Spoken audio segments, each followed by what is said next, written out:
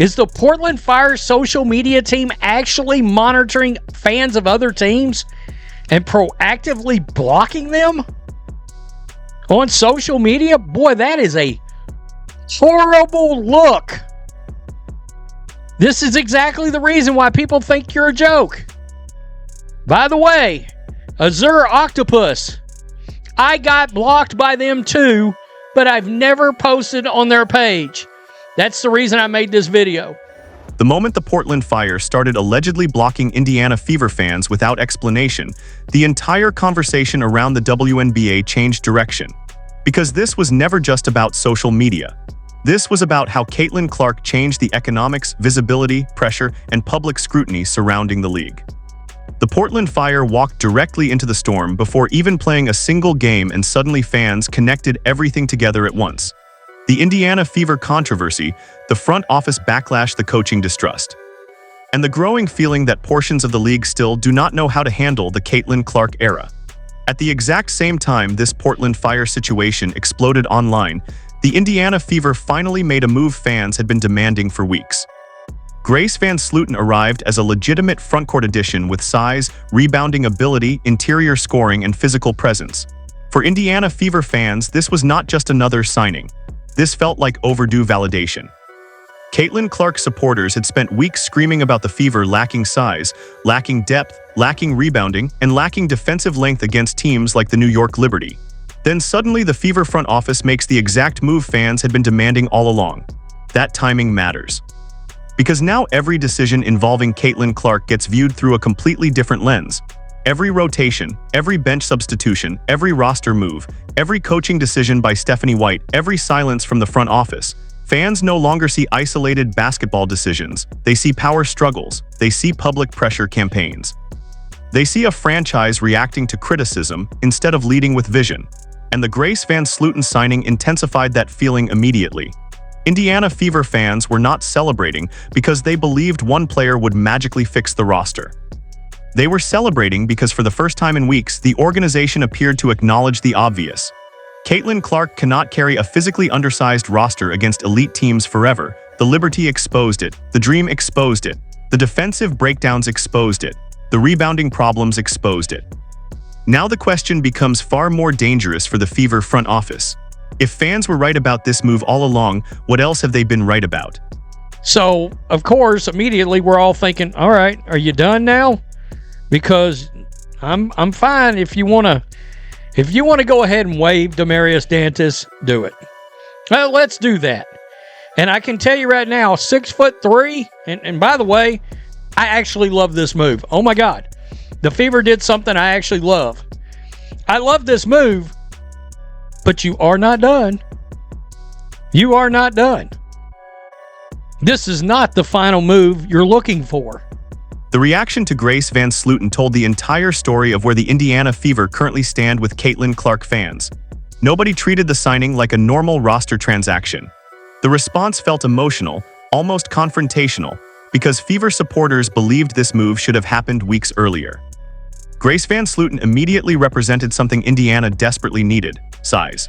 At 6'3" with proven rebounding production in college, Grace VanSlooten symbolized an attempt to stabilize the frontcourt around Caitlin Clark. Indiana Fever fans have watched elite teams physically overwhelm the Fever for weeks.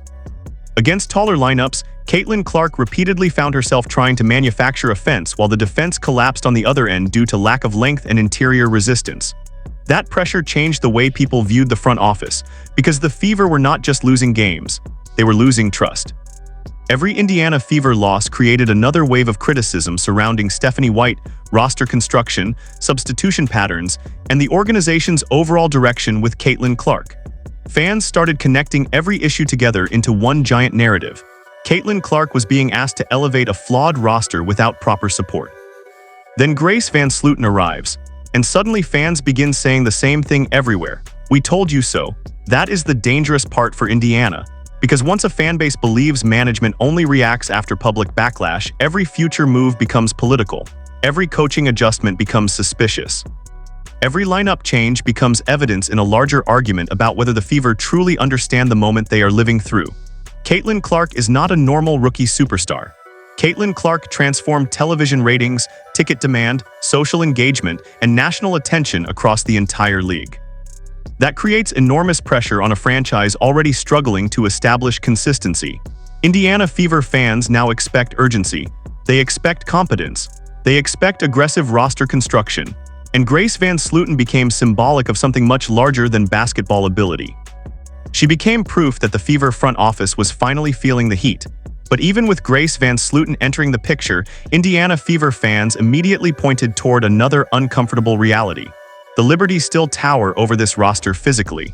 The Dreams still create matchup problems. Indiana still lacks overall depth and length against elite championship-caliber teams. So the Grace VanSlooten move created optimism, but it also intensified expectations around Caitlin Clark and the Fever, because now there are no more excuses for standing still. When it seems like you're in bed with a certain university and a certain coach, people are going to be smartasses to you. I don't blame them. I don't blame them. People don't trust this front office and this coaching staff. Is what it is. They deserve it, every bit of it. Farkas cast. Yeah, we'll get to you in a minute, bud. The distrust surrounding Stephanie White and the Indiana Fever front office did not appear overnight. It built slowly through repeated controversies, repeated frustrations, and repeated moments where Caitlin Clark fans believed the organization was ignoring obvious problems. That is why even a positive move like signing Grace VanSlooten immediately turned into another debate about Stephanie White. Fans no longer separate basketball from politics inside this franchise. Every coaching decision involving Caitlin Clark now gets dissected psychologically. When Caitlin Clark sits during momentum stretches, fans react instantly. When the Fever offense stagnates, fans blame roster construction. When defensive breakdowns happen, fans question preparation and accountability. Indiana Fever basketball has become one of the most emotionally analyzed situations in professional sports, and the reason is simple. Caitlin Clark carries historic expectations. The WNBA has seen superstars before, but very few players entered the league already functioning like a national economic engine. Caitlin Clark arrived with millions of viewers, sold-out arenas, non-stop media coverage, and unprecedented fan investment. That changes the emotional temperature around every Indiana Fever decision. Now compare that pressure to previous WNBA eras. Past franchises could develop quietly, coaches could experiment privately, roster mistakes could disappear without national outrage. That environment no longer exists. Caitlin Clark turned every Fever decision into a headline, and then came the Portland Fire controversy. The allegations that Portland Fire social media administrators were blocking Indiana Fever fans without interaction ignited another massive debate across the basketball world, because many Caitlin Clark supporters immediately interpreted it as something deeper than random moderation. They saw insecurity. They saw resentment toward Fever fans. They saw evidence that portions of the league remain uncomfortable with the intensity, scrutiny, and criticism that now follows women's basketball because of Caitlin Clark's arrival. That perception matters tremendously. Because whether fair or unfair, Caitlin Clark fans increasingly believe there is an adversarial relationship between sections of the league and the Fever audience itself. The Portland Fire backlash amplified that belief overnight. Suddenly, the expansion franchise was being accused of policing criticism before even establishing itself competitively. And the optics could not have been worse. Instead of celebrating league growth, expansion excitement, and new market energy, the conversation shifted toward censorship, fan hostility, and organizational insecurity. That is catastrophic branding during the biggest growth era the WNBA has ever experienced. If the Portland Fire has social media admin monitoring other teams' fans and they don't like what they got to say, so they block them, you are a joke. You're a brand new franchise. You're already a joke. Get that admin out of there. Just randomly blocking fans because you don't like what they got to say. Can anybody in this league handle criticism and put their big girl panties on? Question mark? The financial implications behind this entire situation are enormous. Caitlin Clark is not simply a basketball star for the Indiana Fever. Caitlin Clark represents television inventory, sponsorship leverage, ticket sales, merchandise growth, and social media engagement at levels the WNBA has rarely experienced. That means fan alienation becomes a business issue immediately. When Indiana Fever fans started criticizing the front office, attendance conversations followed. When fans questioned Stephanie White, broader discussions about trust followed.